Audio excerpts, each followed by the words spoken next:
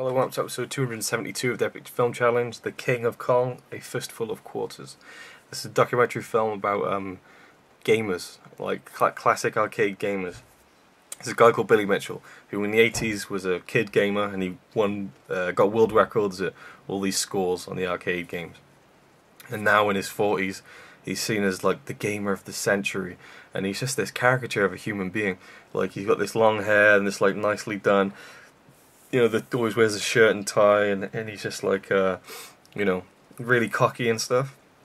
Long hair and just and then he holds the world record for a game called Donkey Kong, which was the game which in which Donkey Kong first appeared and Mario first appeared in this classic arcade game, and he holds the world record. And then here comes this other guy called Steve Wiebe, who's just like an average, just everyday family man. And he finds out about these gaming scores. He's like, oh, I'll have a crack at that. So he buys this Donkey Kong arcade game, and he plays it in his garage, and he films himself playing it, and he beats the world record. He smashes it. So he sends his tape into these guys at the place called Twin Galaxies, which Billy Mitchell is a part of. And there's all these nerds who, like, they have to verify these gaming world records, and they look at the tape and they're like, oh wow, this is amazing, but there must be something up with this. So they go into his house when he's not there, they take apart his arcade machine, they take pictures of every part of it, find nothing wrong with it, and still think that there's a conspiracy going on. So you just see this really weird kind of underworld of like these gamers who are like just balding and glasses and really sad people, and it's quite a depressing look into a society of people. But this Steve Wiebe, he really wants this world record. He wants to feel validated because did I mention this is a documentary? Oh, it's a documentary. Yeah, I did. Okay. And he really wants to feel validated, and because he's never felt like he's been the best at anything. He was great at sports when he was younger. He was great at baseball and basketball, but he hurt his shoulder. He was a great musician, but he never got anywhere with it. There's a scene where he's in his kid's bedroom playing on a little mini drum set, and it's like Neil Peart. It's like, and he's like, oh, wow. You can't do much.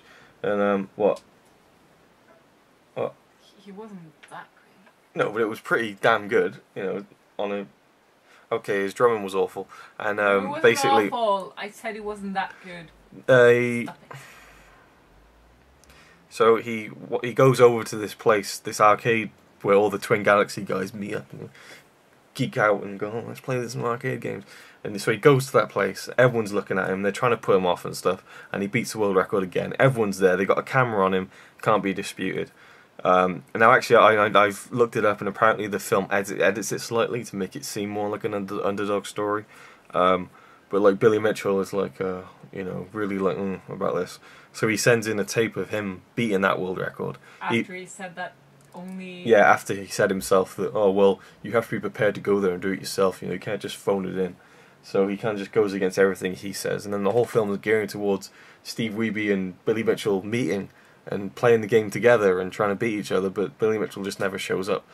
And you almost kind of feel deflated, and you get really stressed out, like, how is this going to end? Because you really want to root for for Steve, And I think it was a brilliantly made documentary about such a weird part of this, gaming world. Yeah, but I loved it. I thought it was brilliant. I thought it was really cinematic. The way they did it was brilliant. Just great film. Really, really enjoyed it, and I give it an 8 out of 10. I think. 8 out of 10. 8. Okay, I was like, ooh. Yeah. No. I feel like such a geek because how many people have seen this? People trying to beat the world high score of Donkey Kong. A 25-year-old game. Yeah, Donkey Kong. Let's beat the high score to a game. An old game. When it becomes so serious. Right? The next is Tetris. Don't know what that was. It was my phone. My new phone. Whoa. Yeah, in the beginning I was like, oh cool, that guy looks cool, oh he does a record, good on him. And then the more he talked, the more of a dick he just turned out to be. Yeah. What an asshole, Jesus Christ. And the way he's talked about a documentary later on as well, like, people say I'm cocky and blah blah blah, but really I'm just, what did he say? He said he's worse in real life. Yeah, like He's like, if you knew what I was really like, you wouldn't be standing here speaking to me right now. And I just felt sorry for his wife and stuff. Then again, he's got the money, you know. Fine, whatever. She looks like she gets stuff bought for her. Hope that none of those people look up this review. Doubtful. Doubtful. Real doubtful. Well, then again, he probably Googles himself every day. Probably. Yeah, I was really rooting for Steve. It was really frustrating, most of it. But then again, you telling me what happened after the documentary and everything made me cool down a bit. I really enjoyed it. I didn't think that I would. I was like, really? King Kong documentary? And not even the one that we've been playing? Come on. No, it was it was enjoyable. I liked it. I feel like more of a geek than I've ever been before. I give it a, what did you give it again? 7? 8. I'll give it a 6.5. Okay. Not because it was bad or anything, but simply because it was what it was.